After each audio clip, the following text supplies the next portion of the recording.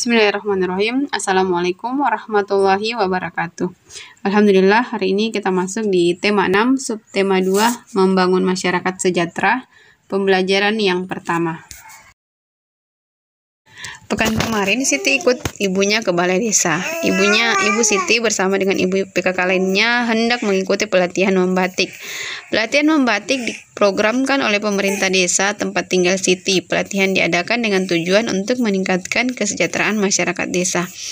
Pelatihan membatik ini membuka peluang besar dalam menciptakan lapangan pekerjaan, sehingga ada hak masyarakat sebagai warga negara yang dapat terpenuhi. Melalui pelatihan membatik, ibu-ibu PKK di tempat tinggal Siti telah mendapatkan haknya sebagai warga negara Indonesia, baik hak mendapatkan pendidikan, mendapatkan pekerjaan, maupun penghidupan yang layak. Tahukah kalian apakah hak itu? Ya, baik, kita akan membaca teks yang berjudul Hak sebagai Warga Negara Indonesia. Iya, Masya Allah ya, setelah kita membaca teks yang berjudul Hak sebagai Warga Negara Indonesia, kita sudah mengetahui bahwasanya hak adalah sesuatu yang mutlak menjadi milik seseorang atau sesuatu yang seharusnya diterima seseorang. Anak-anak, ya, teks yang disajikan di atas merupakan jenis teks non-fiksi, yaitu teks atau tulisan yang dibuat berdasarkan fakta, realita, atau hal-hal yang benar-benar terjadi. Teks non-fiksi tersebut terdiri atas 5 paragraf yang setiap paragrafnya terdapat gagasan utama. Ya, gagasan utama itu adalah suatu gagasan atau ide yang sedang dibicarakan atau dibahas dalam sebuah paragraf. Gagasan utama disebut juga gagasan pokok, pikiran utama, pokok pembicaraan, atau pokok pikiran. Dalam setiap paragraf terdapat gagasan utama, baik tertulis maupun tersirat. Gagasan utama dapat kalian kenali dengan 2 cara. Yang pertama, membaca teks dengan cermat, kemudian menjawab pertanyaan apa yang dibahas pada teks tersebut.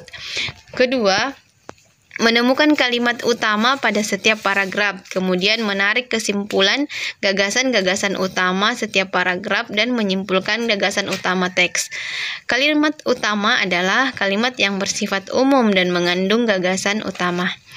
Nah, anak-anak, ya, sekarang kalian bisa membaca kembali cerita non-fiksi tadi, ya, membaca teks non-fiksi tadi yang berjudul Hak sebagai Warga Negara Indonesia.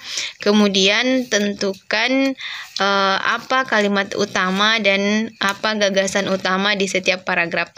Di sini sudah diberikan contoh ya. Untuk paragraf pertama, kalimat utamanya adalah hak warga negara Indonesia banyak bentuknya. Kemudian gagasan utamanya adalah hak warga negara Indonesia. Ya, silakan dicari untuk paragraf kedua sampai kelima.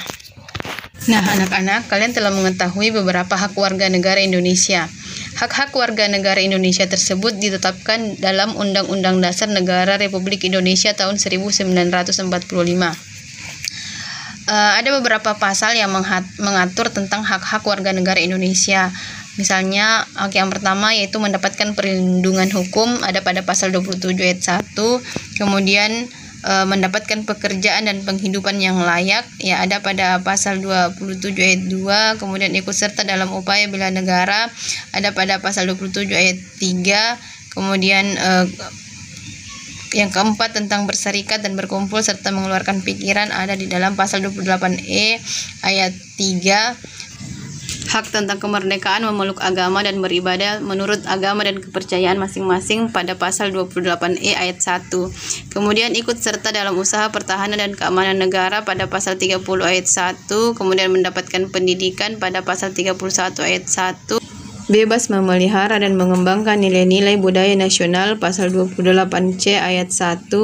Memanfaatkan sumber daya alam pasal 33 ayat 3. Hak fakir miskin dan anak-anak yang terlantar dipelihara oleh negara pasal 34 ayat 1, dan hak memperoleh fasilitas pelayanan kesehatan pasal 28H ayat 1. Sebagai kesimpulan, bahwasanya negara kita telah mengatur hak-hak warga negara yang dituangkan dalam ketentuan Undang-Undang Dasar 1945.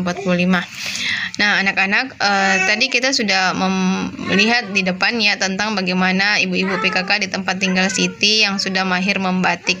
Ya, ini adalah salah satu usaha ibu-ibu PKK ya di tempat tinggal Siti untuk melestarikan warisan budaya nenek moyang kita.